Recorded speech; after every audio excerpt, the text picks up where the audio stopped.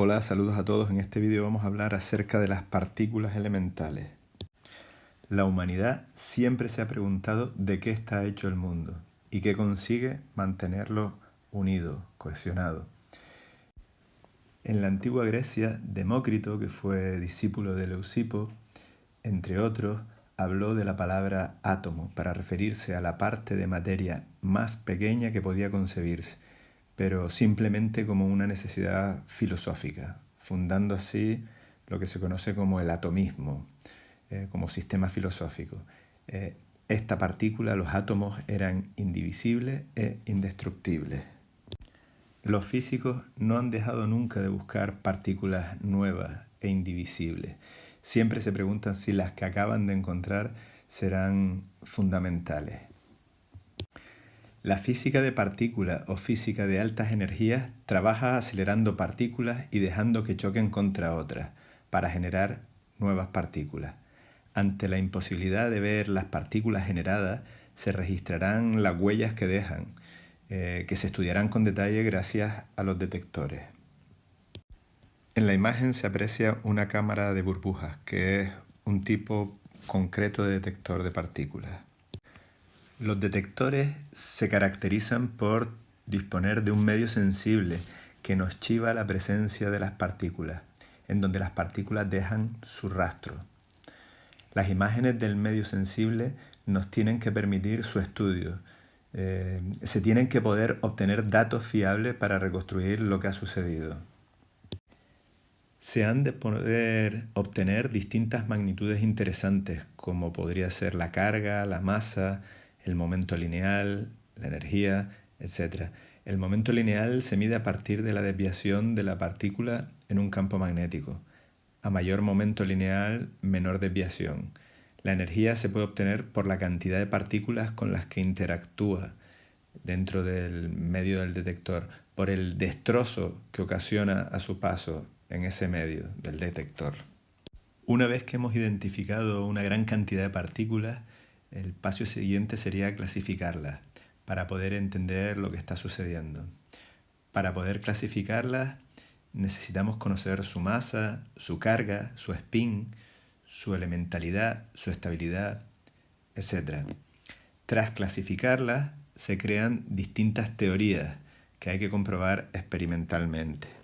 El modelo estándar surge como una combinación de descubrimientos experimentales y de aportaciones teóricas. Se conoce también como la teoría del casi todo. En su inmensa mayoría ha sido un éxito, pero falla a la hora de incorporar completamente la gravitación relativista y de predecir la expansión acelerada del universo. Actualmente se cree que los constituyentes más pequeños de la materia son los leptones, los quarks y las partículas portadoras de fuerza, bosones de Gauge. Los leptones están formados por tres partículas con una carga negativa: el electrón, el muón y la partícula tau, cada cual más pesada. El muón tiene una masa 200 veces mayor que la del electrón y la partícula tau una masa unas 1800 veces mayor que la del electrón. Además de estas partículas tenemos otras tres que carecen de carga: el neutrino electrónico, el muónico y el neutrino tauónico. Además de estas tenemos sus 6 correspondientes antipartículas. Los leptones tienen todos spin 1 medio y cada leptón tiene un número leptónico igual a +1. En cuanto a las fuerzas, habría que decir que los leptones no sienten la fuerza nuclear fuerte. El neutrino electrónico, de hecho, solo siente la fuerza nuclear débil, puesto que carece de masa y carece de carga. Los quarks están clasificados en 6 tipos distintos, asociados a distintos sabores: Up-Down de primera generación, Charm y Strange de segunda y Top y Bottom de tercera. Al igual que sucedía con los leptones, la segunda y la tercera generación son cada vez más masivos.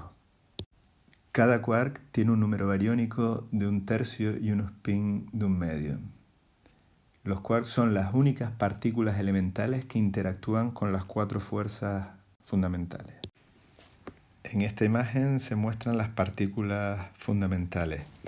Arriba en lila aparecen todos los quarks. Esto de aquí, en lila, serían los quarks de primera, segunda y tercera generación. A medida que nos desplazamos a la derecha, tienen más masa. Y abajo en verde aparecen los distintos leptones, también con las tres generaciones. El electrón aquí abajo, el neutrino electrónico, etcétera, etcétera. Nos desplazamos hacia la derecha.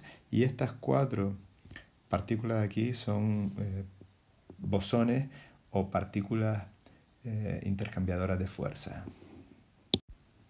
Los bosones son partículas mediadoras de fuerza. En la física, las fuerzas son las formas en las que las partículas interactúan unas con otras. El modelo estándar explica la fuerza como el resultado del intercambio de un nuevo tipo de partículas entre las partículas de materia. Este nuevo tipo de partículas se conoce como bosones o partículas mediadoras de la fuerza. Se cree que las partículas mediadoras de la fuerza son la razón por la que existen la fuerza y las interacciones entre las partículas observadas en el laboratorio y en el universo. Las partículas mediadoras de fuerza tienen spin 1, es decir, son bosones. Los fotones median la fuerza electromagnética entre partículas eléctricamente cargadas. El fotón carece de masa. Los bosones de Gauge, W+, W- y Z0, median las interacciones nucleares débiles entre las partículas de diversos sabores, todos los quarks y leptones. Son masivos. Los gluones median las interacciones nucleares fuertes entre las partículas cargadas con color, los quarks. Los gluones no tienen masa. El bosón de Higgs es una partícula elemental, con masa, predicha en el modelo estándar. Tiene un spin igual a 0, por lo que es un bosón. El bosón de Higgs desempeña un papel único en el modelo estándar y un papel dominante a la hora de explicar los orígenes de la masa de las distintas partículas elementales, particularmente la diferencia entre el fotón, que carece de masa, y los bosones pesados, como puede ser el W y el Z. En el año 2012, el CERN anunció que con los experimentos llevados a cabo en el colisionador de hadrones habían detectado una partícula compatible con las propiedades del bosón de Higgs. ¿Cómo se agrupan los quarks? Los quarks nunca aparecen solos, se combinan de 3 en 3 o de 2 en 2. Estas partículas formadas por quarks se denominan hadrones y hay dos tipos de hadrones. Los bariones son hadrones constituidos por 3 quarks.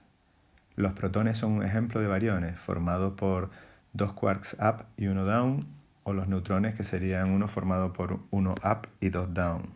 Los mesones están formados por un quark y un antiquark, siempre dos quarks. El pión negativo sería un ejemplo de mesón formado por un antiquark up y un quark down. A los bariones se les denomina materia ordinaria, mientras que a los mesones se les llama materia extraordinaria. Lo que es la materia visible del universo está formada por partículas de la primera generación, quarks up, quarks down y electrones. Las partículas de la segunda y tercera generaciones son inestables y decaen terminando siempre en partículas de la primera generación. Ahora que ya sabemos que el mundo se compone de fermiones de primera generación, nos falta saber qué los mantiene unidos y cómo interaccionan entre sí.